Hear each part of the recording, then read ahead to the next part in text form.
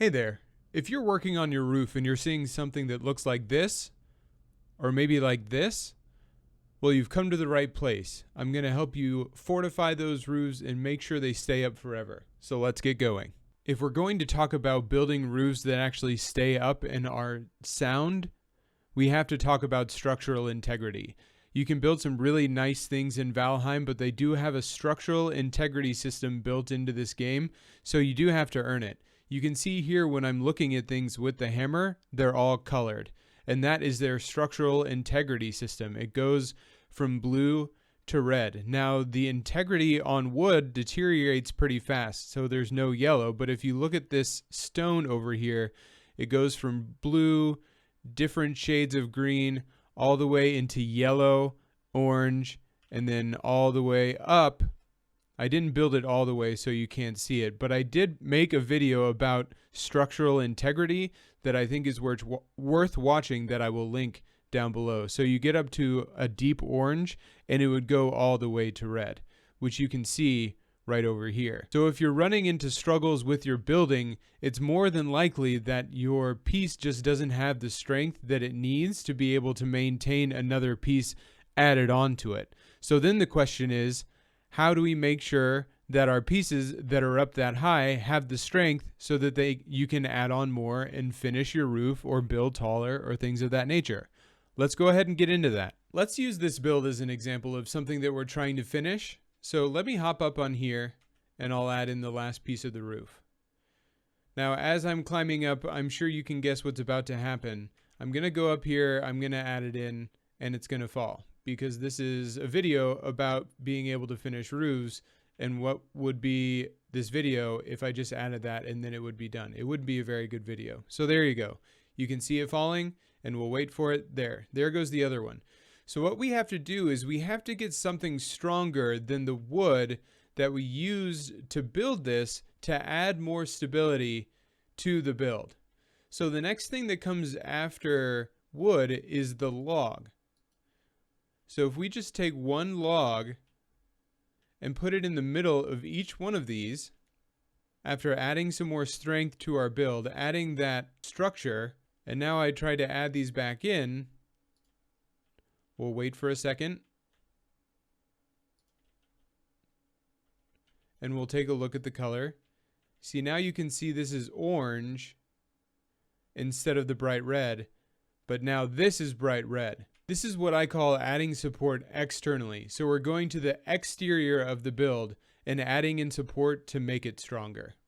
Here's one more quick example of external support. Let's say that we want to build on top of our wall or add onto our wall to make our build just a little bit bigger. I took out that core beam, so I just want to show you exactly what it's capable of right now. Right now, when we look at these walls, it's yellow all across the top. And all we can do is add 2 roof units before it falls. It cannot handle the third at all. So only 2 on top, and it's all yellow across the top. If I come over here and add in the core beams, the log beams like we had before. Here we go. 1, 2, 3, 4, 5, 6. All right, so those are all set. If we come back over here and pull out our hammer, now we have all green across the top for the most part. Since we're not supporting this one with anything, it's just getting extra support from this green one now. So it's stronger, but it's not getting any actual support from the beam. But let's see how much farther we can go. That's orange instead of red, and now that's red. So when you add those external supports, it expands your building capabilities. And you can see, since that was not quite completely green, this is more red than this one. And we'd get the same thing over here. So that's external support. Now let's take a look at internal support. Internal support is just like external support. It's all about using stronger materials to support the build that we've already created, except instead of doing that externally or on the exterior of our build, we're going to build it up inside of our build in some way. So the most basic and straightforward idea of doing this is again taking some log poles, and we're just going to put them right down in the floor, right along the side of the build, up into the roof. And so now you can see, if we look at this side, that's orange, a yellow orange on that side with no support. If we go over here, now that we have the log support, it's green, and that is green as well. So we can immediately go ahead and put on our roof right there. And that gets support from this, and this will carry that support on over, and that's orange. If I go all the way and add the rest of these supports in, that's orange right now.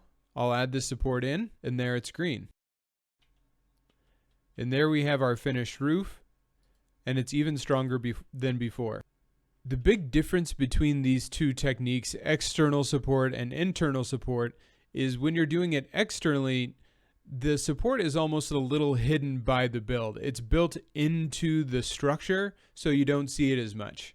When you do it internally, you're not only adding support to the build, but you're also making an aesthetic choice. Now this log is always going to be here. It is now a part of the build. You're going to have to walk around it. You're going to have to build around it. It's going to be a part of the aesthetic and the look of your base. Sometimes things like this are necessary. Obviously, when we do an internal addition, those pieces are green, so we could have pushed this even farther than going to that, because this is just yellow, and that's great, but you're also taking up space. You're making a decision on a look, so you get to balance in between wanting to add into the base and have the support out here like this, which might be better for support, or adding into the build or the structure that's already existing and maybe not making as clear of a choice aesthetically in the rest of your structure. As you continue through the game and continue to progress, you obviously will unlock more and more sturdy materials that you can build with. I've actually gone over all the materials that are unlocked in the game for me right now in another video showing how strong and how high you can build with them. If you want to check that out, it'll be down in the description below. I hope that this video was helpful in giving you an idea of how to finish your builds, to support your builds better, and make sure that you're increasing your structural integrity and making sure that it's as good as it needs to be to complete the building that you're trying to complete. I've really enjoyed making these videos and playing around with the build system in Valheim. I think it's a lot of fun. I think it's super interesting, and I look forward to playing around with it more and learning more about it and sharing with you as we go along.